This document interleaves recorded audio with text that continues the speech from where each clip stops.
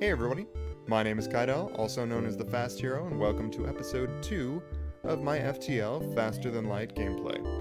Now, it is a Let's Play. I'm going to try to get to the end. I'm going to try to beat the crap out of this game, but it's very likely that I will not. But I do want to try a few different strategies, so hopefully I can unlock a couple of ship layouts, a couple different ships, and be able to use them to go after the enemies. Because each ship has their own specialty when they're going out. The Kestrel, the one that I'm running right now, is pretty much your basic, like it's got generally everything. It's got an all-human crew, which is kind of boring. And then it also has, like, lasers. Lasers is its main thing, or just like giving you 4 different weapons to go up against the enemy. So, last episode, we got a few marks in, a few checkpoints in. We haven't gotten to the next sector yet, but we are heading there.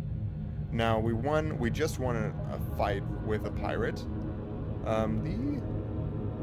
So we're trying to get to this exit, but we're also trying to explore as much as we can to get all the resources we can before we get to the exit. Now, I'm going to try to kind of meander around here to the store and then to the exit again. We don't know if I'll be able to get that far, but let's see. So you find the source of the distress call. Well, I just jumped to the distress call. A small research station. It appears a small laboratory fire got out of control and is threatening to destroy the station. Their fire suppression system is not responding.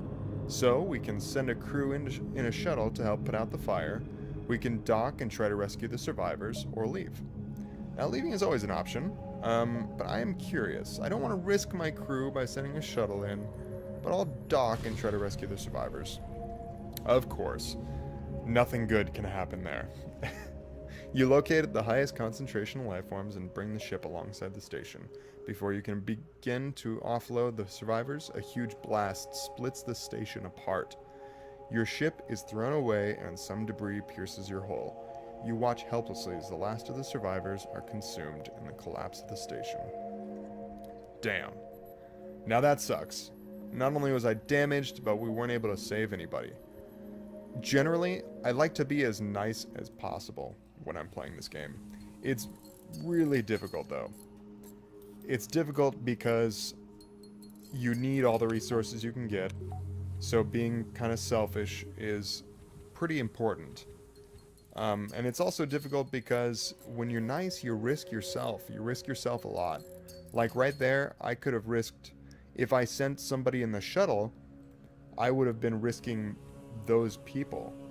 And risking, like, my people in the dead of space is not something I like to do a lot. And also, if you guys saw that, I sent my dudes here to repair my life support, and then they repaired the sensors. But once they're in their configuration, that I'll generally probably keep, because if you keep their configuration, you could see that Lysandra, oh, well, that's a bad example. Kozar launches the weapons. So as long as she's using the weapons, she gets experience here. Like I was talking about before, you need 58 times of launching weapons to increase her weapon efficiency, which will give us even more bonuses. Right now it gives us a 10% faster charge rate, which is so nice, but it'll increase that charge rate. I don't know, I think it's like 15% after the first skill and then maybe 20% after the second one, but we'll see. So you want to, my point is that you want to keep them in the same rooms as they were before. And you do that by clicking this button right here. It saves all of the rooms that they're in right now, no matter where they are, if they're trying to put out a fire or huddling together for warmth in a certain corridor. You could then press this button and they'll all go to their respective stations. So, we beat that. We beat that. We didn't entirely die there. We just lost a few hull points. We gained 11 scrap. That's not bad. But now we're moving on. So we detect an automated rebel scout attacking a small refueling outpost. Let's intervene. Detecting the higher threat, the automated ship moves in to engage your ship. Your ship. Oh, and it has cloaking. Okay, so cloaking sucks. The enemy will cloak, and while they're doing it, your weapons will not load. They will also not fire. So if you have fully loaded weapons, you still can't fire at the enemy because they're cloaked. They have an ion. They've got an ion weapon that destroys my shield for a second. And then they've also got a laser that does a good amount of damage to everybody that's in the room as well. And it does continual damage, depending on where you shoot it. So we easily beat it. It was just a little drone. Even though it did have cloaking, we saw through that bullshit. So the ship breaks apart and we quickly salvage what we can. Then the outpost hails us. Thanks for help. We've been harassed non-stop by these scouts. Take this on the house. 3 fuel, 1 drone, 17 scrap. Now we're up to 94 scrap. That's nothing to shake a stick at. That's a good amount of scrap, I would say. So let's kind of move our way around the exit. And then we're attacked, or not attacked, but accosted by these pirates. They say, upon completing your jump, you receive a message from a nearby ship. Greetings and welcome to our beacon. For a small fee, we'll let you continue on your way. Huh. So you're trying to run this game here and get some money from me before I move. I'm just gonna reject that offer. It's too bad. You'll regret this decision. I'm sure I will.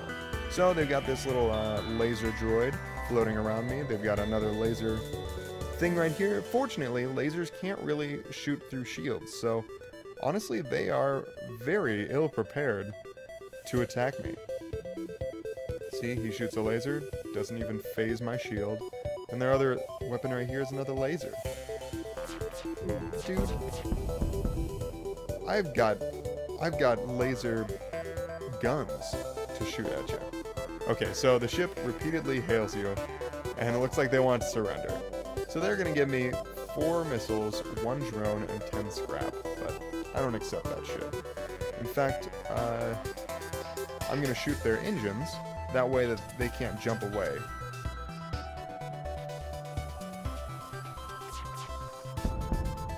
Now, even though the first round, this one is 11 seconds and this one's 12 seconds, so they shoot right after each other, that means by the second round, it'll be 11 seconds and then 2 seconds. The difference is 1 second in the first round, 2 seconds in the third round, and it's just going to increase by 1 second every round thereafter. So even though it is one single barrage in the first attack, it kind of lets up and spreads out. It becomes less effective, that's for sure. So the ship explodes, leaving behind a substantial collection of useful scrap material. We got 1 fuel, 2 missile, and 22 scrap. Now we are doing awesome. Honestly, like, I know, we're playing easy, but like I said, easy is kind of difficult in this game. So we ran into our first environmental problem. Now this is a pirate ship waiting inside this asteroid field. As soon as we come in, it attacks. So we only have one option, turn and fight. So let's, if we take down its shield, it will be hit, every time it's hit with an asteroid, it will receive damage. So you see these asteroids will constantly hit your shields and take them down for a second. I have now run down his shield, so as soon as the asteroid's coming again, he'll just be damaged. So he says, "Take everything we have and let's both forget this happened." "Oh really? You're waiting here to attack me, and then when I best you, all of a sudden, oh no, it's good, man. We don't have to worry about fighting." Yeah, sure. I'm not going to accept that bullshit. This is something in this game I never accept surrender. That shit doesn't fly with me. You attack me and then say, "Oh, my mistake. I didn't realize you were going to be able to beat me up." Like, who the fuck does that shit? I mean, a lot of people do that shit. But I'm just saying, like, in this game, I don't stand for it, okay? And then whenever you're in kind of an environmental thing like this, you have to wait for your FTL to reload, your faster than light drive. And I don't know if you guys saw it, but we are really close to the rebel fleet. They're getting right up our asses, so we need to make sure to get to the exit as soon as we're done here. So the space station here has a traveling merchant that shows you his wares. Yes. So we got a chain burst laser. Okay, the chain lasers are fucking awesome. So it decreases in cooldown as it fires. After 3 volleys, it only takes 7 seconds to charge. It only requires 2 power, just like our burst laser Mark 1. Each of the shots do 1 damage, but it has 2 shots. So after 3 shots, it takes 7 seconds. Man, I'm gonna have to sell... Actually, let's save this for right now. Let's buy this. And let's look at our other options. Now, we actually can't afford any of these. So let's just make sure to repair our hull. Always repair your hull. I mean, there's a few different times you won't want to. In fact, there's a challenge with this ship that if you go all the way down to 1 and then repair it to max again, you get this challenge completed. And if you have 2 challenges out of the 3, then you unlock a secondary layout for your ship, which gives you more bonuses. It's an entirely different layout, and it plays entirely differently as well. So we will heal to full, and then let's buy 2 of those and call it good. So we might want to get a drone center here coming up, but not yet. We don't have enough money for it, and we don't have enough energy in our system for it. So we arrived at the long-range beacon. When the FTL drive is charged, you can jump to the next sector. So we come along across a large trade station. Now, on the exits, there are trade stations, there are events, maybe even distress beacons that you don't see. So, you'll see it once you get there. It's always nice to just have some scrap on you just in case something like that happens. There are times outside of the store that you will have the ability to buy things and spend your scrap on things. So, always a nice thing to keep more scrap on you than you actually need. So you come across a large trade station. However, as soon as you approach, the warning goes out to all ships in the region. Do not associate with Federation sympathizer. All who oppose the rebels will be punished. So I'm going to search among the stores to see if somebody will sell me something. You find a single store who responds to your hails. Don't open any wideband channels. We'll sell to you, but we don't want to draw attention to ourselves. Nice.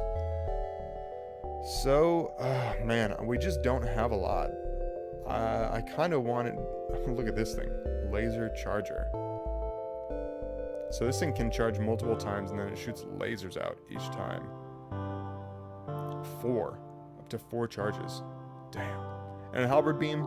The beam weapons are pretty strong. Definitely, if you finagle it right, you can do a lot of damage with them. I don't have enough money to get really anything except for another character, and I already have enough humans on board. I would like to kind of get some variety, and I can't afford the Mantis or the Rockman, but I will tell you what the Mantis and Rockman are about. So we have Adnan, a Mantis person. So Mantis people are they're pretty badass. They do 1.5 times the combat damage, as well as move 1.2 times the speed of a normal human. But they do half the repair speed. So it's the trade-off that you get there. They're not as utilitarian in fixing things, but they're really good if somebody boards your ship and you need to deal with them. Now we have the rock people. The rock people are immune to fire, which means that you can put them in a room that's on fire to put it out, and they don't take any damage from that. It's really nice. Because if you have some humans or really any other race, They will go into the fiery rooms, try to put out the fires, but they'll be receiving damage the entire time. So these guys are really nice to have at least one on your team. But they move at half the speed as everybody else. It's a little bit slow there, but their max health is increased to 150. The normal health is 100. So, Mantis people, very nice to have on. Rock people, very nice. It's just great to have a diverse crew. It's so good. And apparently for the humans, their skills improve slightly faster. I don't know how that exactly works. Maybe it's the amount of times that you need to use it to improve. But I'm not going to buy anything. I don't really need anything from this guy, but thank you so much for selling it to me. But, so we're at the end. We're going to exit to the next area. And this is also the end of the episode. So thank you so much for stopping by. And I'll see you guys next time.